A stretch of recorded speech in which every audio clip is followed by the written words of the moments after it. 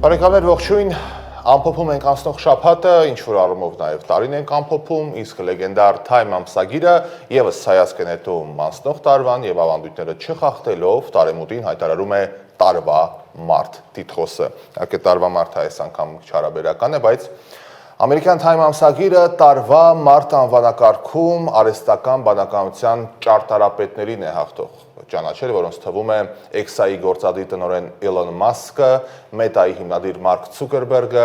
OpenAI-ի գործադիր տնօրեն Սեմ Ալմանը եւ ոչ միայն։ Այսպիսով արհեստական բանականության ճարտարապետները Time-ի կողմից ճանաչվում են 2025 թվականի տարվա մարտ, ասված է ամսագրի պաշտոնական հաղորդագրության մեջ կամ եկեք ասենք տարվա մարտիկ։ Շապիկին, որը նախագծված է հայտնի ճաշ երկնաքերի վրա լուսանկարի ձևաչափով, պատկերված են Ցուկերբերգը, Մասկը, Ալտմանը, Ջենսեն Հաունգենը, Լիզա Սուն, Google-ին պատկանող DeepMind արհեստական բանականության ընկերության գործադիր տնօրեն Դեմիս Հասաբիսը, ինչպես նաև Դարիո Ամոդեյը եւ Ֆեյլին քաղաքի վերևում գտնվող պողպատեգերանի վրա նստած ձևաչափով, իդեպ այս լուսանկարը եւս պատմություն ունի, դա ինքնին հարգանքի տուրք է 20-րդ դարի կեսերին կարող ենք ասել Նյու Յորքի երկնաքեր կառուցող շինարարներին, ավելի կոնկրետ Նյու Յորքի RCA շենքի 800 ոտնաչափ բարձրության վրա գտնվող պողպատեգերանի վրա նստած շինարարներին, հայտնի 1932 թվականին արած լուսանկարին, որը իդեպ Time-ը անվանել է բոլոր ժամանակների 100 ամենաազդեցիկ լուսանկարներից մեկը։ Արհեստական բանականության ճարտարապետների ընտրությունը Time-ի 2025 թվականի տարվա մարտ անվանակարգում պատկերազարդելու համար հեղինակները մտածում էին, ինչպես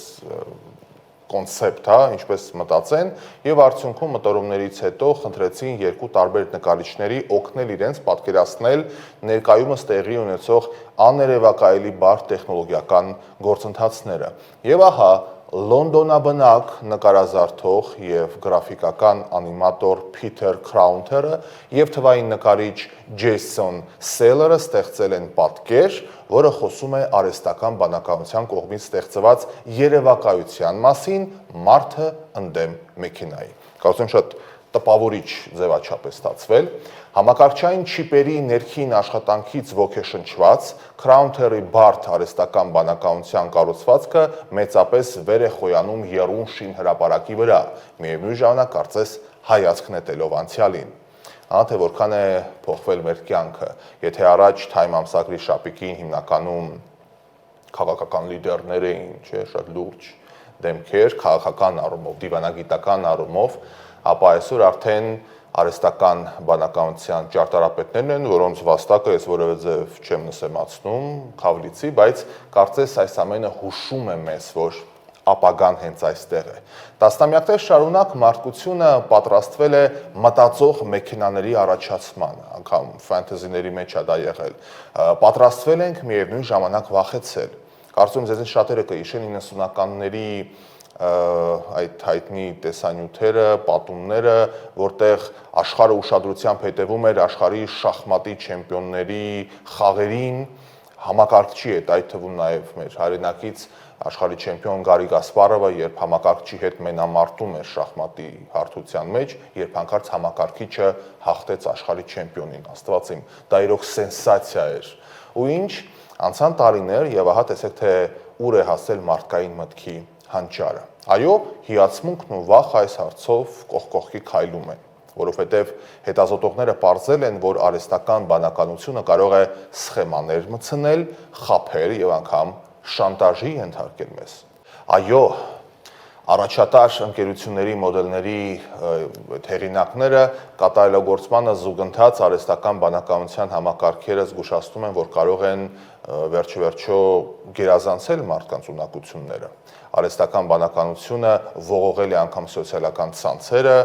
եւ սխալ տեղեկատվությամբ է հանդես գալիս, խորը կեղծ, այսպես կոչված deep fake տեսանյութերով է հանդես գալիս, որոնք միայն մասնագիտական մակարդակում կարող են բացահայտվել, կեղծ է, թե ոչ։ Իդեպ ասենք, որ մեր քաղաքական իրականության մեջ այդ deepfake-երը, այդ տեսանյութերը եւս ակտիվ կիրառում են, որ առաջին հայացքից չես կարող տարանջատել դա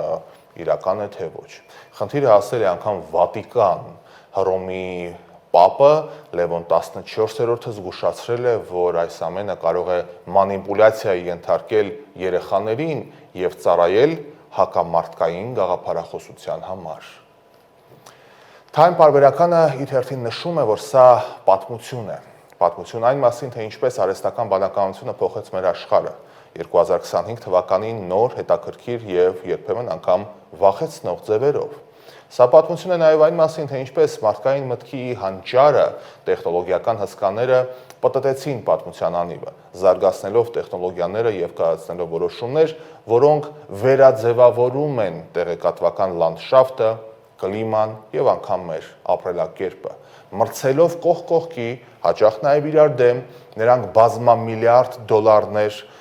ներդրեցին, խաղադրույքներ կատարեցին բառացիորեն բոլոր ժամանակների ամենամեծ ֆիզիկական ենթակառուցվածքային նախագծերից մեկի վրա, արհեստական բանականության։ Նրանք վերաուղղորդեցին կառավարության քաղաքականությունը, փոխեցին աշխարհքաղաքական մրցակցությունը, մոտեցումները եւ ռոբոտները բերեցին մեր տներ, մեր ամենօրյա կյանք։ Արհեստական բանականությունը անկասկած դարձավ մեծ տերությունների մրցակցության ամենահետևանքային գործիքը միջուկային զենքի ի հայտ գալուց ի վեր։ Մտածեք այս ուղղությամբ, ինչպես ասում են։ Բայց, ինչպես ասում էր դասականներից մեկը, տեխնոլոգիաներից պետք չէ վախենալ, դրանցից պետք է վերցնել ամենալավը ու կատարելագործել դրանք։ Հիմա, բարեկամներ, ես իրոք հույս ունեմ, որ երիտասարդները, ովքեր հիմա նոր իրենց առաջին քայլերն են անում դեպի մեծ կյանք, կօգտագործեն այս բացառիկ հնարավորությունը ստանալու իրենց հարցերի պատասխանները։ Երբ ցանկանան, ինչպես ցանկանան, որ ձևաչափով ցանկանան։ Մենք, իմ սերունդը եւ իմ սերնդի նախորդող բոլոր սերունդները չունեին այդ հնարավորությունը։ Ամեն հարցի պատասխան գտնելու համար մենք ժամերով գրադարաններում էինք, հատորներով գրքեր էինք թերթում պեղելու համար այս կամ այն հարցի պատասխանը, իսկ օտար լեզու իմանալը, դա միակ երաշխիքն էր սպառիչ պատասխաններ գտնելու, որովհետև որպես կանոն հայերենով մասնագիտական նորմալ գիրք հնարավոր չէր գտնել, ժամանակակից գրքի մասն է խոսքը։ Իսկ հիմա գիտակցում են արդյոք մեր փողոցներում, բակերում, մեր շենքերում մեծացող երեխաները, երիտասարդները, թե ինչ բացառիկ պատմական ժամանակահատվածում են իրենք ապրում, որ իրենց կրթվելու, լեզու սովորելու, հմտություններ ձեռք բերելու, աշխարհը բացահայտելու բանալին իրենց գրպանում է սմարթֆոնի տեսքով, հա, ազատ, անվճար, անկաշկանդ, երբ ցանկանան։ Կօգտագործեն արդյոք նրանք այս հնարավորությունը հանուն բարօրության ու բարեկեցության, լուսավոր ապագայի, թե կտրվեն դավադիր պատրանքներին։ Ապրենք կտեսնենք։ Մենք ու դուք, հարգելի բարեկամներ, առանց այս արհեստական բանականության, առանց որևէ թվային տեխնոլոգիաների, լավ կամ վատ այսպիսի երկիր ու այսպիսի հասարակություն են կերտել։ Հետաքրքիր է, նրանք մեծացող այս սերունդը, այս ամենով հանդերձ, ինչ երկիր ու հասարակություն կկերտեն։ Մտածեք այդ ուղղությամբ։